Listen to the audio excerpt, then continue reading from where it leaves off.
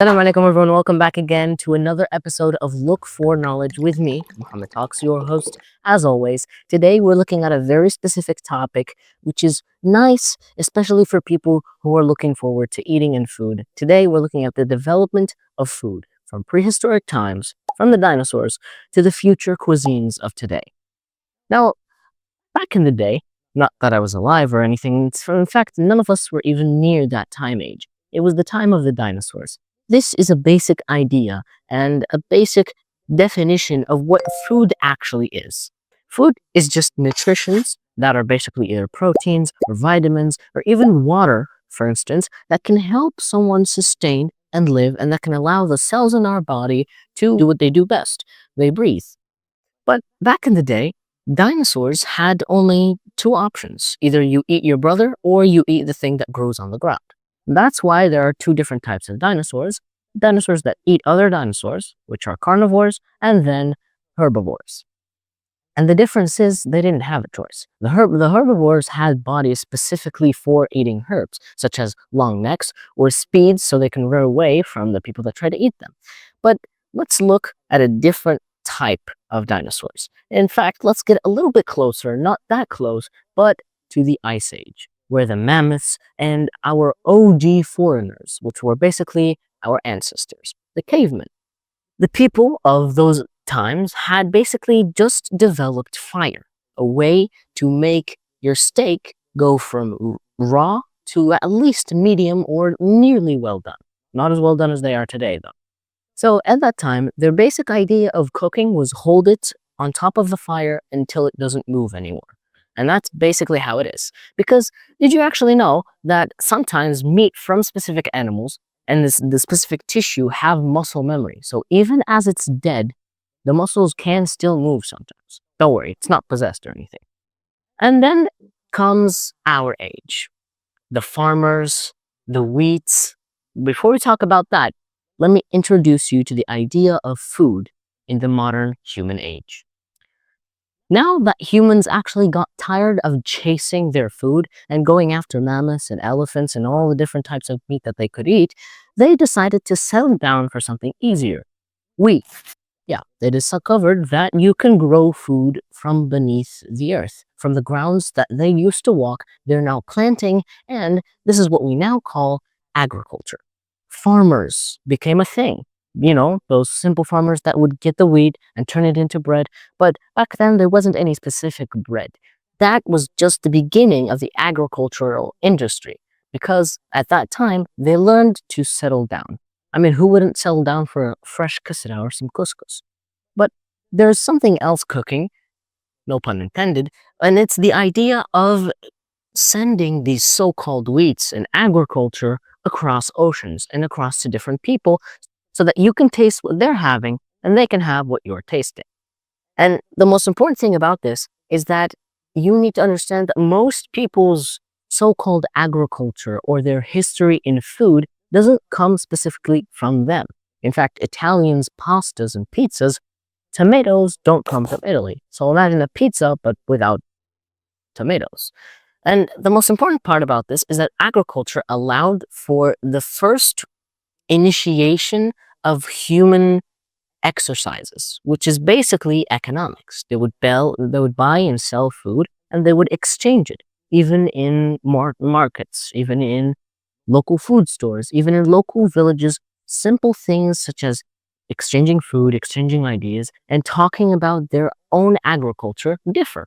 Now, of course, now we know that not every country has the same bread or even has the same rice.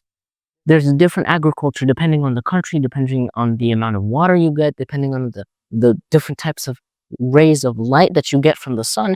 And that's what makes agriculture different from everything else. It's heavily dependent on where you are geographically. Now, for instance, people who like spices come from India. People who have this idea for bland food come from most English-speaking countries. No offense. And there's different variations of how food comes and how food is and what it does. But now let's take a look on the development of food from just being wheats to bread to now full course Now, meals. After they got a little bit into development, the next thing that was happening was, domesticating animals. They thought, well, with the wheat that we've grown right now, we're pretty sure that those animals eat it as well. And it's a common thing. So why not use the wheat to get more animals and to get the domesticated animals, such as the cows, the sheep, heck, even the birds, get them to come and eat from our wheat so they become healthy so we can eat them instead. It was basically the initiation and the first step in the humans' plan to master the world, only for their stomach. So the most important part about this is domesticating animals. Thanks to them, now we have steaks, we have eggs, we have different types of chicken, different types of seafood, and different types of meat. And after domesticating animals, people were looking for something with a different taste, something sweeter. And that's the sugar industry. Introducing sugar into food was probably one of the biggest things anyone has ever done because it led to many things, such as cakes, desserts, and anything else. Even the small aid cakes that we make, or the tomina, etc. These are all things that were extracted from introducing food into wheat and even onto meat.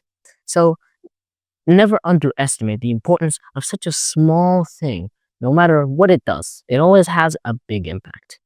Now, we're not going to sideline salt here, but salt really did just come from the sea. Next thing that humans wanted to do was make it convenient. They wanted to find food everywhere, and they wanted to get prepared as fast as possible. They didn't care whether it was healthy or not, which is obvious. That's why we now have fast food chains bigger than anything ever before. But what's most important about this is that at that time, they weren't thinking about fast food. They were thinking, how can we take this food with us so that when we go across the sea, we're going to have something to eat? And that's when they introduced canned food. Canned beans, canned fish, canned everything. They put everything in a can, and that was what the industrial industry did to food. It made it taste a lot worse, but it sustained quite a long amount of time. It kept people alive, and that's what the main idea for food is.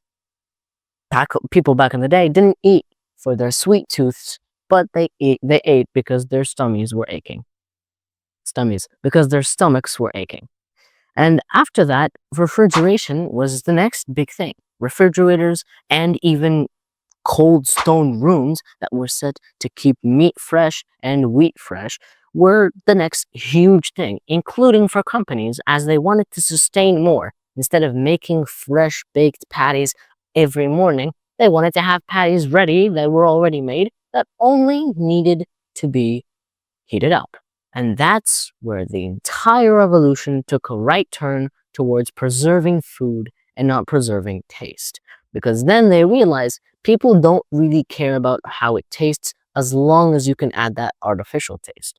So nothing you really eat today is 100% fresh, not even the vegetables, not even the fruit.